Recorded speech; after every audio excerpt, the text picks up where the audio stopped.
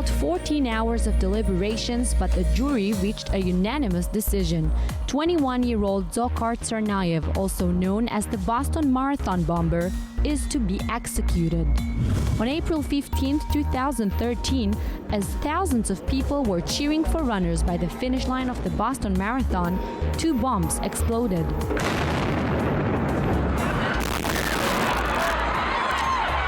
The blast killed 3 people and wounded over 260 others. Suspects were later identified as Dzhokhar and Tamerlan Tsarnaev. The 2 Chechen brothers were seen carrying and dropping large backpacks in the crowd. For 4 whole days following the bombing, Boston police engaged in an unprecedented manhunt for the 2 men and put the city under complete lockdown. We're asking people to shelter in place, in other words, to stay indoors. Tamerlan was shot and killed, while Dzhokhar was taken into custody. The death sentence should be made official in June, but the case is far from being over. Tsarnaev's lawyers are soon expected to begin a long appeals process to cancel the capital punishment.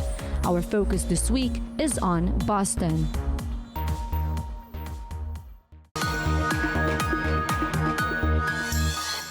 Welcome to our focus on Boston, where the Boston Marathon bomber has been sentenced to die by lethal injection.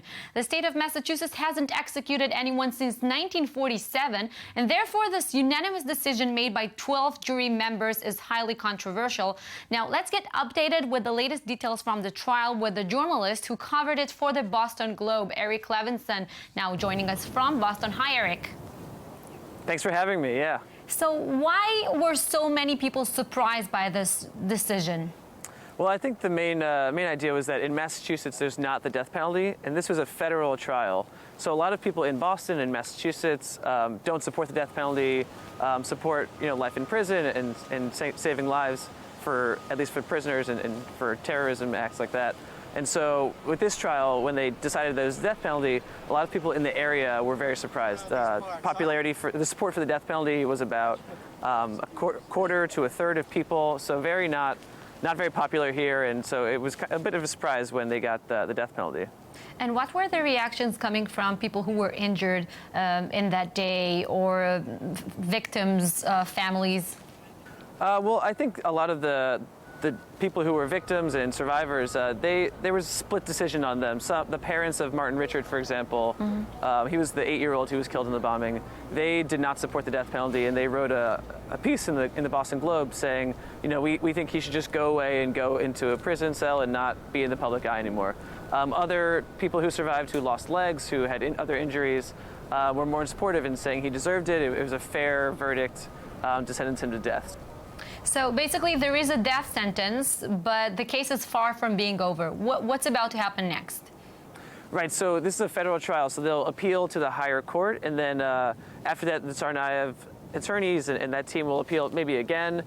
Years of appeals are likely to be expected. The last person who was put to death by the federal government was in 2003, and he had spent 8 years on death row waiting in appeals and fighting it. So at the moment, the federal government doesn't have a death sentence policy, partly because there's been a lot of issues getting the drugs to do lethal injection.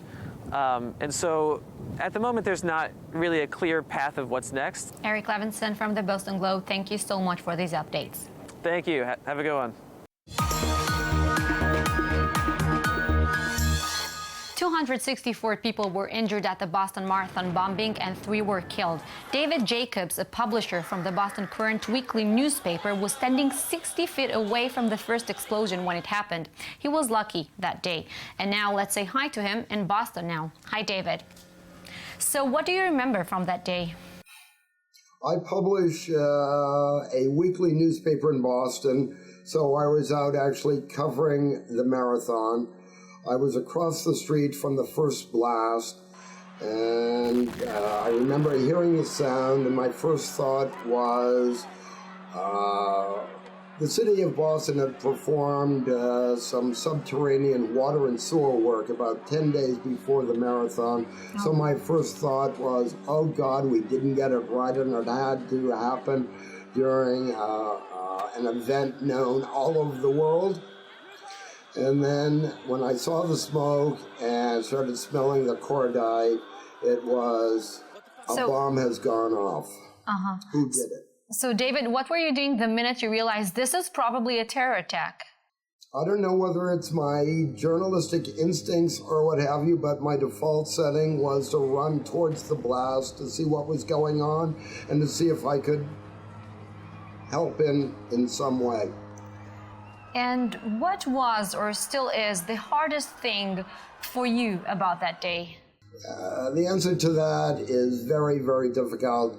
The fact that we are actually walking to the photo bridge, which is just right behind the finish line, to take some photos of a family, very close friends of ours who are actually about to cross the finish line. Did that day change something in Boston? No, I really don't think it has. We went through a period of shock. We went through a period of mourning. But we are a very, very resilient people. And as we see with the examples from Israel, if you let terrorism start impacting your lives, they've won. David Jacobs, we really appreciate you sharing your personal story with us. Thank you. Thank you.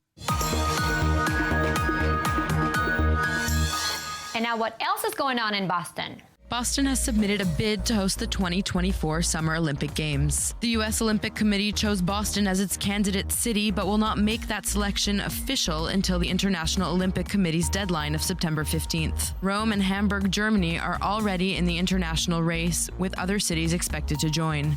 The 2024 Olympics will be awarded in 2017. Boston has again made the top 10 in a list ranking the nation's fittest cities. According to the American College of Sports Medicine, Washington, D.C., Minneapolis, and San Diego round out the top 3 fittest cities, and Boston came in at number 9.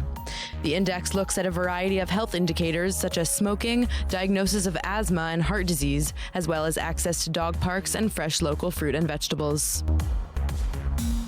Boston Globe editorial writer Kathleen Kingsbury was awarded a 2015 Pulitzer Prize last month. Kingsbury, who now edits the Globe Ideas section, won for editorials published in 2014 that chronicled hardships faced by many restaurant workers who do not earn a living wage. The honor for Kingsbury 36 was the Globe's 8th Pulitzer Prize in 13 years and the newspaper's 24th overall. Thousands of people, including crime victims' families, law enforcement, and political leaders, have joined in Boston's annual Mother's Day Walk for Peace. The event was started in 1996 and still is led by Tina Sherry, whose 15-year-old son was killed in gang crossfire in 1993 as he walked to an anti-violence youth event. Organizers estimate at least 10,000 people took part. A robot made by Boston-based Rethink Robotics learned how to make a salad by watching a YouTube video. The robot, nicknamed Julia Child, has other skills in its repertoire, including solving a Rubik's Cube, making coffee, doing magic tricks. Its main purpose is to act as a collaborative robot working alongside humans at major manufacturing plants around the world.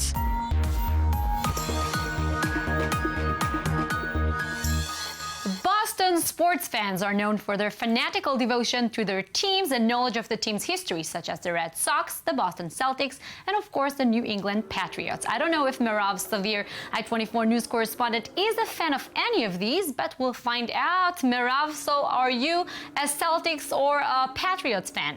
Well, Tal, as a New Yorker, I can be shunned for saying I like any Boston team, so I'm going to go with the fact that I love to hate them, because New York and Boston have an incredible atmosphere, a rivalry of hatred. Doesn't matter what sport it is. The biggest one, probably everybody knows, is Yankee Red Sox, and that's something that I have family in Boston, so every September is who can beat who and who's better than who, and it's been going on for years or decades, and the Yankees Red Sox has been one of the best rivalries in any sports history. I bet. So what's the #1 sport in Boston? I don't know if you can judge it by which sport is the number one. Boston people, Massachusetts, New England just love their sports, whether it be football, hockey, baseball, or basketball. And they've had pretty good years the past couple of years. Patriots winning the Super Bowl this year. The Red Sox winning, I believe, back in 2013, winning the World Series. Celtics not having the best couple of years, but Brad Stevens, as the head coach, is looking up for them. And they're hoping to get back on track in the next couple of years. And I don't know if you probably if you pass people on the street, you ask them what their favorite sport was, every person will tell you something different. I see. Anything else special about sports in Boston, Marav? Probably the biggest historical thing in Boston, well, there's a lot of it, but it's Fenway Park. It is the oldest park in MLB, and it is amazing atmosphere to be there. I know it's one of the places that baseball fans really want to check off their list. They want to sit on top of that green monster, and of course, there's the Fenway Green that's even been turned into a color to paint your room. Oh, I might take it for my bedroom. Fenway Green bedroom. Thank you so much, Marav. Thank you. Group Muse is a Boston-based startup that wants to attract new audiences for live classical music by shaking up traditional concerts experience. This online social network connects young classical musicians to local audiences through concert house parties. Now let's hear more about this initiative from Ezra Weller, a composer and a trumpet player, and also the co-founder of Group Muse. Hi, Ezra. Thank you for being with us. No problem. Yeah, happy to be here. So how did Group Muse actually start, and what's the idea behind it? So it actually started originally because Sam, who's the original founder, was in Boston. He had graduated from school, and he was attending some parties with friends who were musicians, and they would play music, which is natural for them, at the parties that they were having. And he thought, this is something that everyone would enjoy doing, and we should make a way for everyone to do it. And why did it start in Boston? Do people in Boston have like special interest for this type of music? I think people in Boston do have a big interest in it, but I mean, we didn't choose it just because it was a good place to start. It's also just where we were from and where we were. But as it turned out, I think it was a really, really great place to start because there is a really nice mix of students and young professionals and older people and families and diversity of neighborhoods. So it was a really good place for us to start. It's not too big, and we learned a lot really fast. And it's close to New York, which is a really, really big city, so it's easier for us to move there. Yeah, I think it was a really good place for us to start. And what other cities are currently a part of the Group Muse initiative? So the three main cities are Boston, New York, and San Francisco. So that's where we're focusing our energy. But we're also really, really open to people that want to help it get started in their city. And someone has done that in Seattle over the past year, and it's been amazing. And people are starting to do that in Stockholm, in Sweden, and in Berlin. Amazing initiative. Thank you so much, Ezra. No problem. Boston is undoubtedly one of the world's most exciting places for students. Well, that's if you're lucky enough to get accepted to one of the top schools there, like Harvard University. It is the oldest institution of higher learning in the United States, founded almost 380 years ago. Such a long period of time probably provided many stories, gossip, and myths, and Emily Miara, a Harvard tour guide, is here to share some with us. Hi, Emily. Hi, how are you? I'm great. So, Emily, apart from getting a degree in Harvard, which is a great personal accomplishment, of course, what else makes the studies there so incredible? For me, it's the professors. The professors are the leaders of their fields. They are these incredible people who are so invested in their students. We can email or call them at any time, and they're willing to meet with us to help us with homework, just chat, and it's just incredible being able to work with them. Oh, which famous people went to Harvard? Oh, well, let's see. There was Bill Gates. He is actually the only man who can say he didn't graduate but does have a degree. We had Matt Damon, who also didn't graduate but is doing very well. Yeah. Natalie Portman, Tommy Lee Jones, quite a few wonderful people. Are there any Harvard special traditions? Harvard's special traditions, there absolutely are. One of them I can tell you a little bit about. It's called Primal Scream. Our finals can be very high percentages of our final grade. So the last night before our finals start, all of the students gather in front of the John Harvard statue. They scream really, really loud and go running all over the yard, completely naked. Oh, wow. So that's definitely an interesting tradition here at Harvard. Indeed. Are you participating? I have never done it, definitely. And Emily, what about your favorite spot at the university? My favorite spot is definitely here in Memorial Hall, but other than that, there's also the John Harvard statue. The John Harvard statue is very famous. It's the third most photographed statue in the United States, and I'm gonna let you in on a little secret. It's the statue of 3 lies. There are 3 inaccuracies on the front of the statue.